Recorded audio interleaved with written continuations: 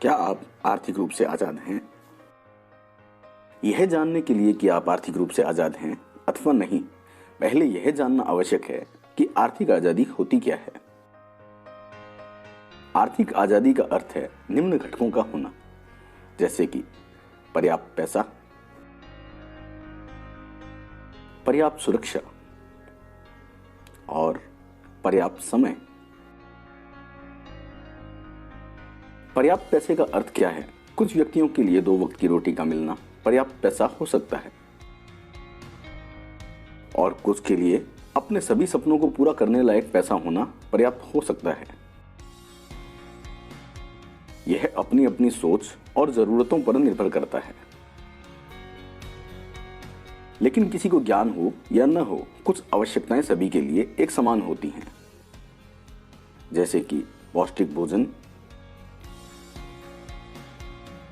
साफ सुथरा रहने लायक वातावरण और बच्चों के लिए उच्च शिक्षा।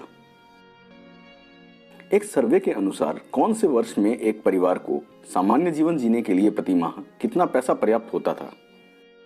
वर्ष 1945 में 10 रुपए कमाने वाला परिवार अपना घर खर्च चलाता था। 1965 में 100 रुपए, 1985 में 1000 रुपए, 2005 में 10,000 रुपए। इस चार्ट से पता चलता है कि प्रत्येक 20 साल में महंगाई और आवश्यकताएं इस प्रकार बढ़ी हैं कि आवश्यक आय में एक शून्य बढ़ता गया है। दूसरे शब्दों में, एक सामान्य जीवन स्तर के लिए आवश्यक आय प्रत्येक 20 वर्ष में 10 गुना हो जाती है। इस चार्ट को इसी प्रकार आगे बढ़ाया जाए तो 4 से 6 सदस्यों के परिवार को साल 2025 में एक सामान्य जीवन स्तर बनाए रखने के लिए प्रति माह 1 लाख रुपए की आवश्यकता होगी। इससे कम आय वालों को निम्न स्तर पर गुजारा करना होगा। सभी उच्च स्तर के सरकारी कर्मियों का वेतन लगभग 1 लाख रुपए प्रति माह हो चुका है। हर प्रकार से घर के सभी सदस्यों का यह प्रयास होना चाहिए कि पारिवारिक मासिक आय 1 लाख रुपए प्रति माह से ऊपर हो। आर्थिक सुरक्षा का अर्थ यह है कि आपकी अप्रत्यक्ष आय इतनी हो जिससे आप अपनी सभी आवश्यकताओं को पूरा कर सकें। आइए यह जान लें कि प्रत्यक्ष और अप्रत्यक्ष आय में क्या अंतर है। प्रत्यक्ष आय वह होती है जिसमें आपका सतत योगदान होता है और जैसे ही यह योगदान कम होता है, आय कम हो जाती है। यदि आपका योगदान बंद हो जाता है तो आय भी पूर्णतः बंद हो जाती है। यहां पर होने वाली आय का सीधा संबंध आपके योगदान से रहता है। अप्रत्यक्ष आय में आपके द्वारा ऐसी व्यवस्था हो जाती है जिससे आपके प्रत्यक्ष और सतत योगदान के बिना भी आय जारी रहती है। प्रत्यक्ष आय के साधन वेतन, कमीशन, मजदूरी या मेहनताना, सेवा शुल्क और व्यापार से होने वाले लाभ। अप्रत्यक्ष आय के साधन जैसे कि पेंशन, रॉयल्टी, ब्याज, किराया और पूंजी निवेश से होने वाले लाभ। अप्रत्यक्ष आय के अधिकांश साधन पूंजी निवेश से संबंधित होते हैं। केवल नेटवर्क मार्केटिंग ही ऐसा साधन है जो बिना पूंजी के अपनी मेहनत, लगन और अनुशासन से किया जा सकता है।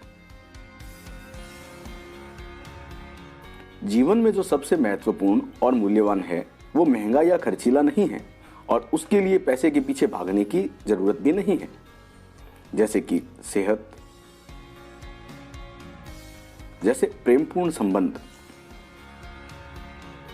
जैसे परिवार के साथ समय बिताना, दोस्तों के साथ समय बिताना,